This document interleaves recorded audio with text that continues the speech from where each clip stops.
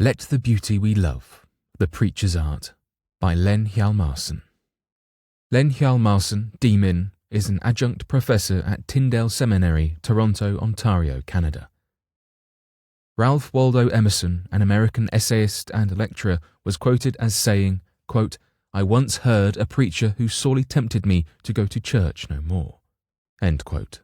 Emerson complained that the preacher in question had never learned to convert life into truth.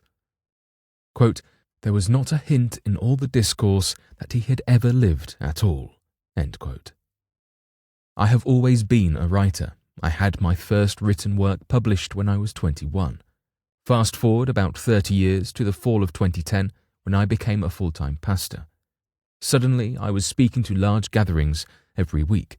I realized that there was a difference between words on paper and those given voice, but I knew it as technical knowledge. I had not had the opportunity to explore the distinction personally and regularly under the pressure of a listening congregation.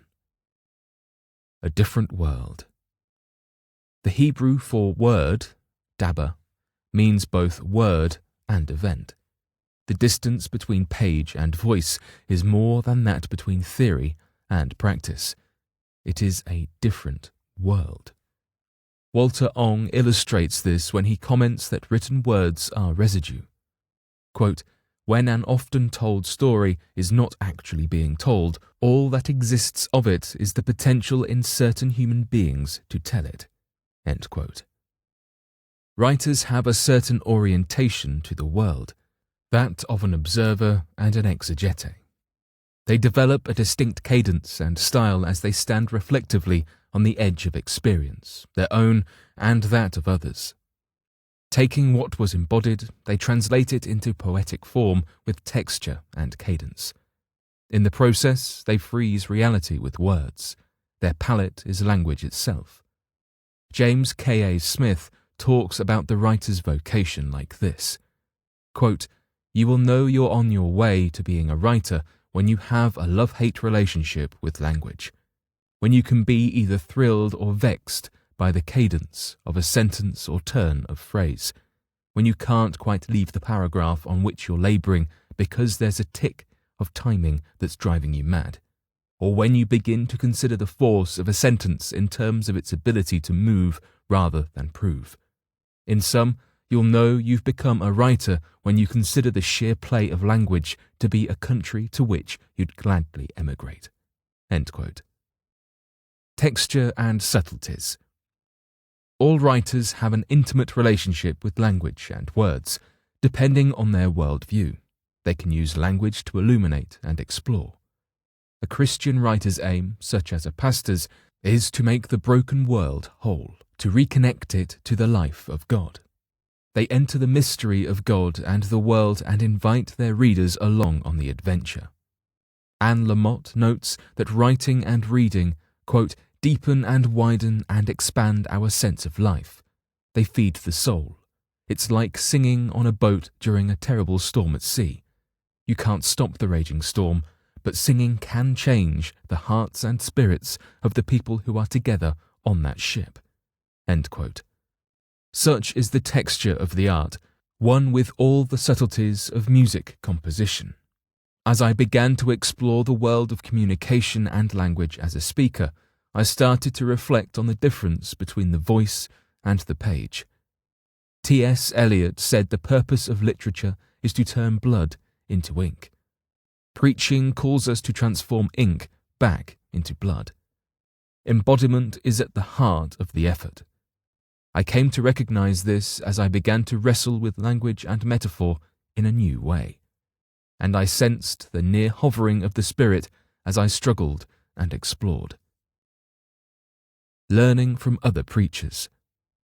About halfway through my first year as a preacher, I came across Clayton Schmidt's article, "Preaching is Real Performance Art." He identified the tensions I was encountering. How much can I share personally before my story gets in the way? How can I not share personally if the gospel is about participation and incarnation? As I listened to other preachers, I began focusing on something new. I paid attention to how they used inflection and tone. I watched to see how their bodies either added to or detracted from the message. Especially, I waited for the poetic sensibility, how the metaphors added colour and richness, and how the beauty of a phrase evoked an image or feeling. And I listened a lot for feeling. When feeling is authentic and rooted naturally in the story being told, it connects with the audience in a way that reproduces the world of the speaker. At their best, preachers re-enchant the world with their stories, reconnecting truth and beauty. Such moments are sacramental. A visible and invisible world meet, and the veil is lifted. Suddenly, the word is not only proclaimed, but also performed. Schmidt writes, quote, "In literal terms, the word performance means to bring a message through a form. It is a tool for expression, not a means of drawing attention to the performer. Our suspicions of performance are based on a caricature of the real thing, a performance pathology. Ultimately, if the preacher's words are to become the word of life, they must be presented in a way that creates a world for listeners to inhabit. This is more than delivery. To truly understand performance requires a theological understanding of human responsibility in the equation of incarnation." End quote. The preacher must create a world for listeners to inhabit, and this requires incarnation, the embodiment of the word. We are created as whole beings, flesh and intellect and affections. Performance requires that the whole person appears for the congregation, but not to draw attention to self, rather at the service of the word. Embodied emotion is critical. We know we are meeting the whole person when they present themselves to us emotionally. Two of the most critical components of feeling in speech are pace and emphasis. Excessive speed makes emphasis difficult, damaging the integrity of the message and rendering embodiment impossible. Though such skills can be learned, yet that still is not the whole picture. The role of the Holy Spirit remains mysterious to me. Although we can invoke the Spirit, his work is his own. And like the wind, we do not know where he is going. Yet we long to see the effect, the presence of the Spirit as guide, hovering over the congregation, directing the preacher, sovereignly witnessing to the word. Integrity. Proclamation and performance belong together, much like word and spirit.